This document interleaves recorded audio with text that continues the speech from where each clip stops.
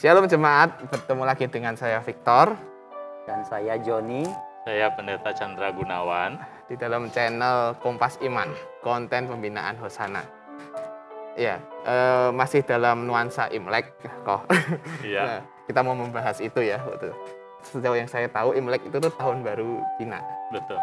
Nah, kan banyak simbol-simbol di situ ya kok ya. Iya, Ada tahun ini katanya tahun macan begitu ya. Nah, kira-kira tuh apa ya kok dibalik filosofi perayaan Imlek itu? Iya. Dan kita sebagai orang Kristen tuh gimana menyikapinya begitu kok? Iya. Nah, memang pertama saya kira waktu kita berbicara mengenai perayaan tahun baru.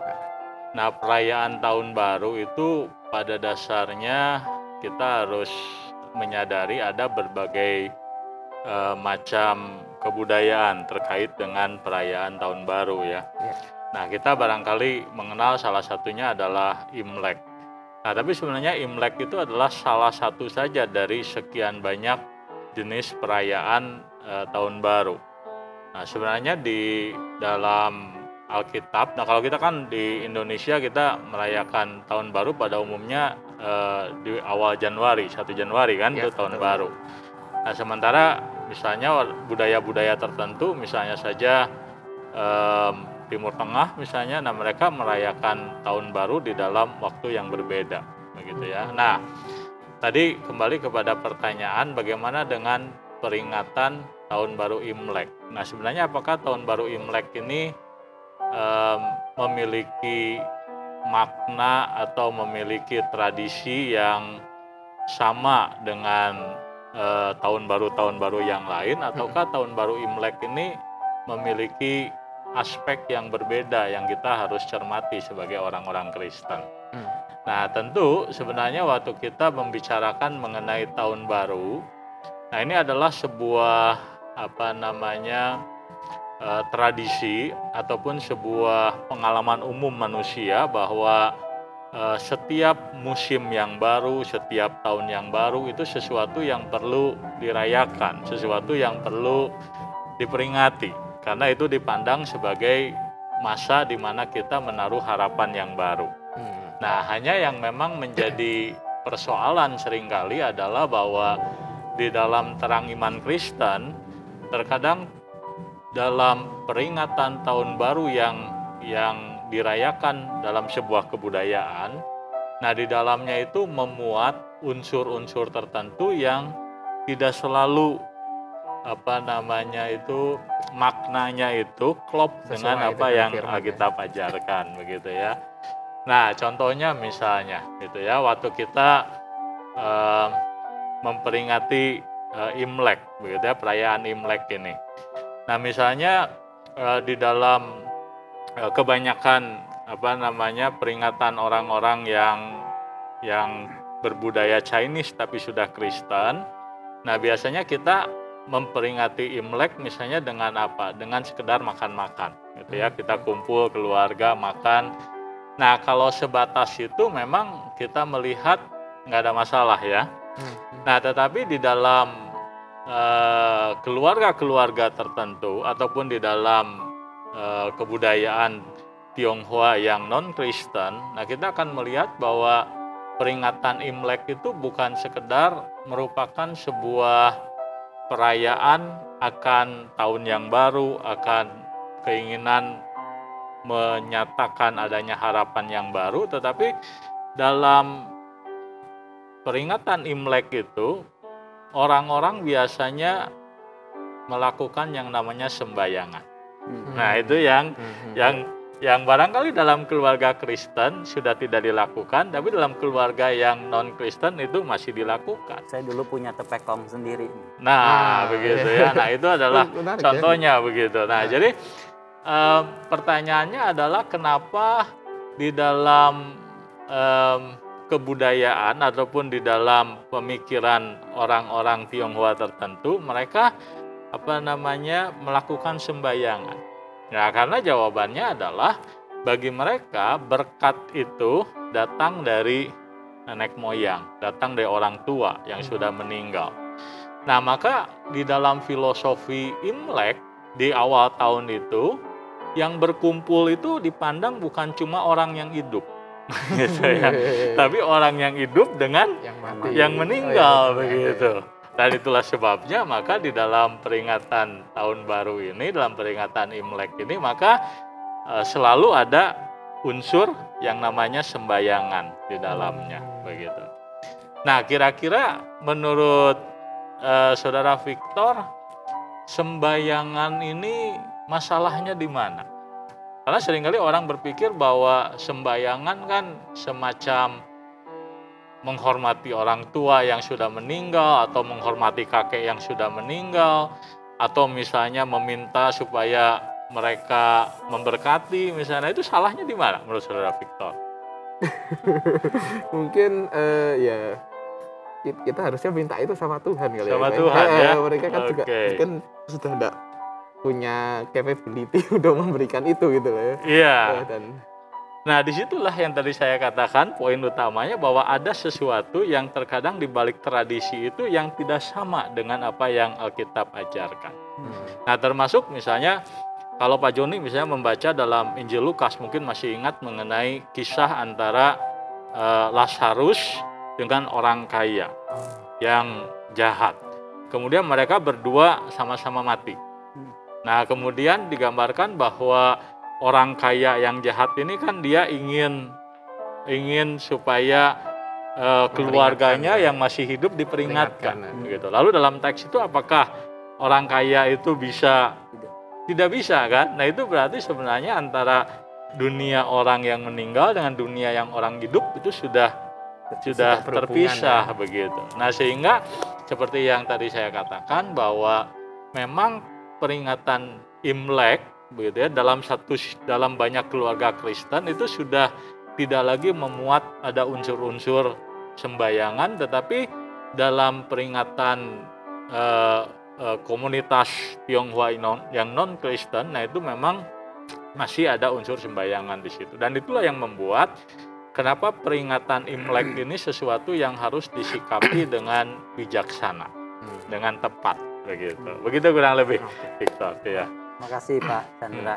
Ini ada pertanyaan yang kedua juga terkait dengan sebenarnya kalau kita lihat tradisi bangsa Israel atau orang Kristen perdana, apakah mereka anti terhadap tradisi pada saat itu, dan bagaimana pandangan Alkitab? Nah, ini menarik oleh karena kita waktu mencoba misalnya melihat penggunaan tahun-tahun, bulan-bulan di dalam di dalam kehidupan kita sekarang. Nah, kita sebenarnya sudah tidak lagi, banyak di antara kita yang sudah tidak lagi memperhitungkan asal mula daripada bulan-bulan itu, gitu ya. Misalnya kita pikir bahwa waktu kita di bulan Januari misalnya kita memperingati tahun yang baru. Nah, kita sebenarnya tahunnya Januari saja. Padahal kalau kita membaca tradisi kenapa bulan pertama itu disebut sebagai Januari, gitu ya, bukan karena ada orang yang pertama namanya Januar gitu ya, yang menciptakan bulan itu, tetapi nama itu diambil memang dari nama seorang dewa, ya, dewa Yunani Romawi yang membawa transisi dari musim dingin ke musim panas, ya. Dan jadi itu sebenarnya memiliki muatan memiliki muatan yang namanya muatan tradisi, muatan filosofi, begitu. Nah, begitu juga orang-orang Israel. Nah, mereka kan punya nama bulan tahun yang berbeda, ya. Nah, mereka selalu menyebut bulan pertama itu sebagai bulan Nisan, gitu ya. Nah, terminologi ini sebenarnya dalam studi Perjanjian Lama itu ditemukan bahwa ada kaitannya dengan tradisi-tradisi yang ada di dalam budaya Babel pada waktu itu, atau budaya Kanaan pada waktu itu. Dan kemudian tradisi-tradisi itu kan maksudnya itu digunakan secara umum. Nah, jadi kalau kita melihat di dalam pembelajaran kita mengenai orang-orang Kristen dan orang-orang Israel, kita bisa mengatakan bahwa mereka tidak bisa menghindarkan pengaruh dari tradisi-tradisi yang ada di luar bangsa Israel atau kekristenan, tetapi yang terjadi adalah pada umumnya tradisi-tradisi yang sebelumnya ada itu kehilangan makna, sehingga artinya sudah tidak lagi dianggap penting. Seperti sekarang, kalau Bapak misalnya Pak Joni misalnya ingat bulan Januari, apa Pak Joni mikirnya ini dewa gitu ya? Enggak ya. Nah itu artinya bahwa terminologi itu sudah kehilangan apa itu namanya akar tradisinya begitu. Nah tetapi kita juga harus di dalam tradisi Alkitab kita juga menemukan bahwa ternyata ada bulan-bulan tertentu, hari-hari tertentu yang kemudian maknanya ditambahkan atau maknanya sangat ditekankan. Misalnya peringatan Paskah. Nah artinya bahwa waktu tertentu ada pemaknaan baru yang diberikan di dalam waktu atau bulan yang diperingati. Nah saya kira itu yang sebenarnya harus kita lakukan waktu kita berbicara soal peringatan yang kita sedang lakukan. Misalnya tadi kita menyebut peringatan Imlek contohnya. Nah jadi peringatan Imlek kita lakukan apakah boleh kita lakukan tanpa makna? Artinya kita melakukan itu hanya bagian dari tradisi atau kita sebaiknya melakukannya dengan memberi makna yang baru. Ya, maka yang baik adalah dengan memberikan makna yang baru. Begitu. Nah, jadi Imlek bagi kekristenan harusnya dipahami berbeda dengan Imlek bagi orang-orang yang belum mengenal Tuhan. Begitu.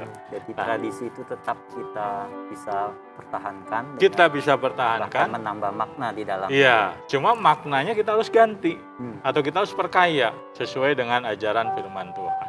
Begitu. Iya. Iya. Oh ya, jadi masih berkaitan tentang makna tadi ya. Jadi ada sebagian orang yang juga berpendapat bahwa perayaan Imlek ini perlu untuk mempertahankan identitas suku gitu loh. Iya. Masih terjaga gitu. Nah itu gimana kalau apakah itu penting atau? Iya, saya rasa dalam batasan tertentu kita harus menyadari bahwa Tuhan menciptakan komunitas Tionghoa sebagai komunitas yang unik. Ada tradisi, ada identitas, itu baik. Tetapi tradisi dan identitas yang melekat di dalam ketionghoaan komunitas ini, nah terkadang kita harus sadari bahwa itu tidak selalu maknanya netral atau maknanya sesuai dengan ajaran Alkitab. Misalnya waktu Imlek misalnya. Kenapa waktu Imlek pernah nggak kita lihat semua serba merah? Lampionnya merah, bajunya merah, gitu kan. Nah, lalu angpaunya juga merah, gitu kan. Nah, kenapa kira-kira? Pernah terpikir nggak kenapa merah?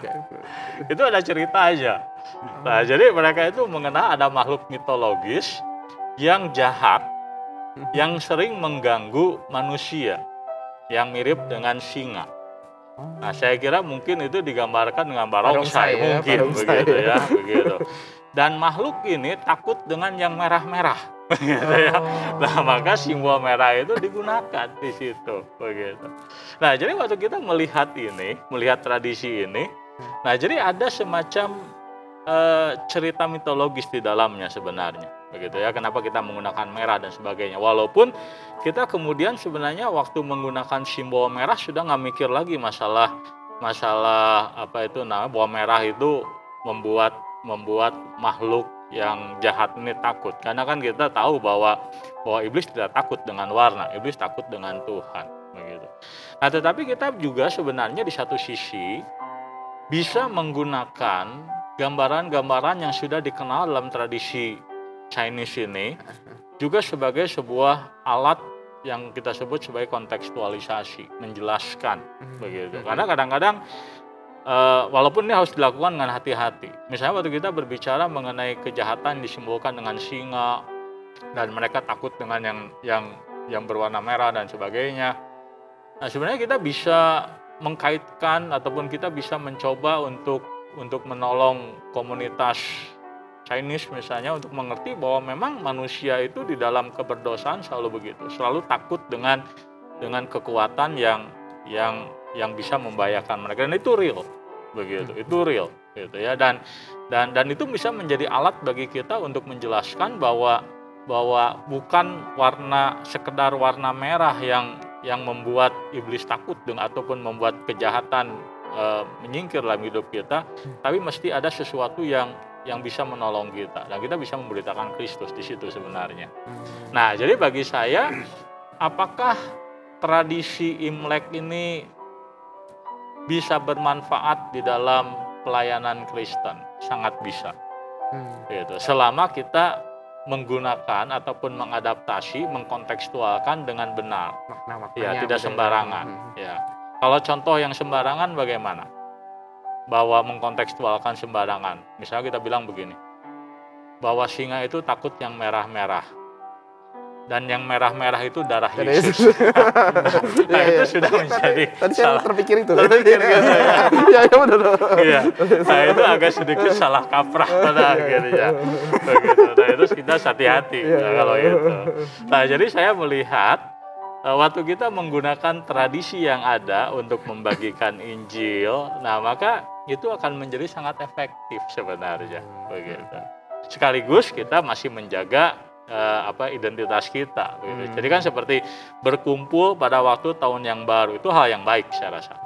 Tapi berkumpul bersama dengan orang yang meninggal, nah itu kita buang konsep itu. Konsepnya, karena itu sangat tidak alkitabiah.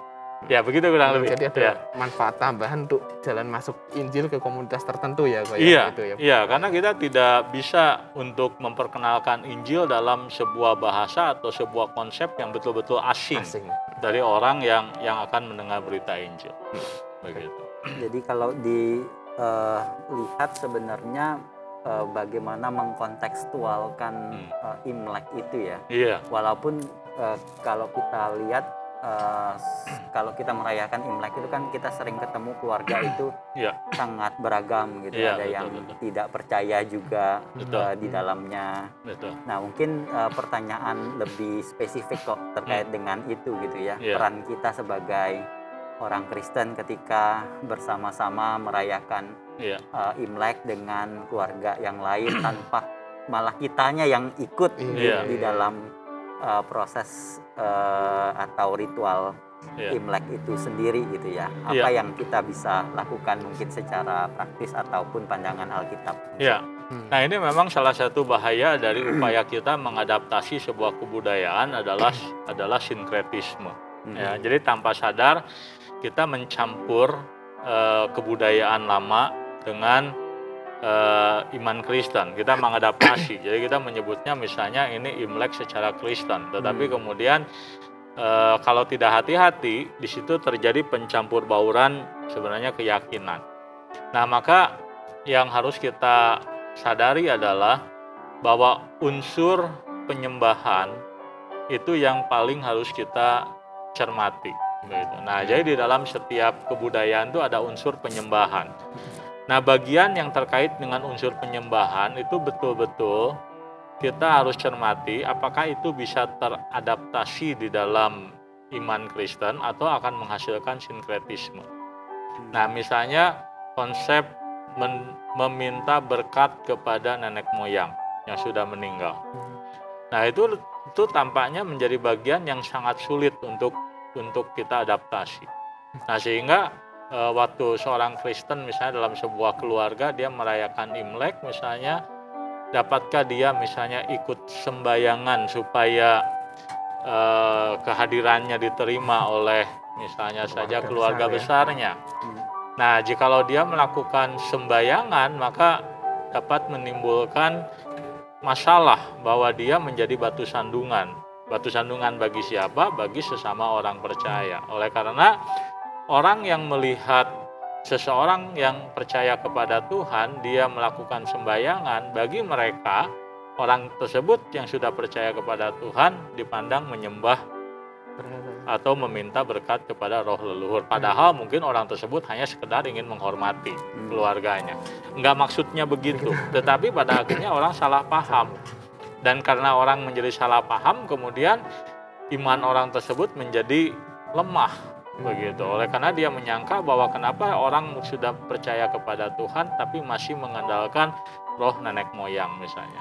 Dan itulah sebabnya maka di dalam pertemuan-pertemuan keluarga yang katakanlah bersifat umum dengan saudara-saudari kita yang barangkali belum percaya kepada Tuhan. Nah, maka yang paling baik adalah kita secara sopan mengatakan, maaf, saya tidak ikut sembayangan lagi.